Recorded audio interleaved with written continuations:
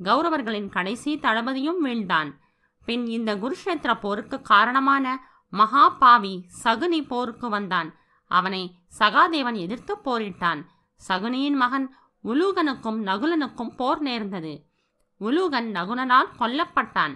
அதை அறிந்த சகுனி பல பாண்டவ வீரர்களை கொன்றான். அணைகின்ற தீபம் பிரகாசமாய் எரிவதைப் போல போர் புரிந்தான். தான் இறக்கப் போவது திண்ணம் என்பது தெரிந்தும் மகிழ்ச்சியோடு போர் செய்தான். பீஷ்மரை அழிக்க வேண்டும் என்ற அவன் சபதமும் அவனின் மொத்த குடும்பத்தின் சபதமும் அவனால் நிறைவேறியதே. மகிழ்ச்சி இருக்கத்தான் செய்யும். ஆனால் சகாதேவனை எதிர்த்து நீண்ட நேரம் அவனால் போரிட முடியவில்லை. அப்போது சகாதேவன், அடப்பாவி, உன்னாலல்லவா இந்த பேரழிவு?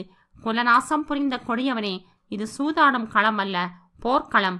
இங்கு உன் வஞ்சம் பலிக்காது என்றபடியே சகுனியின் தலையை ஒரு அம்பினால் வீழ்த்தினான். 13 ஆண்டுகளுக்கு முன் சகாதேவன்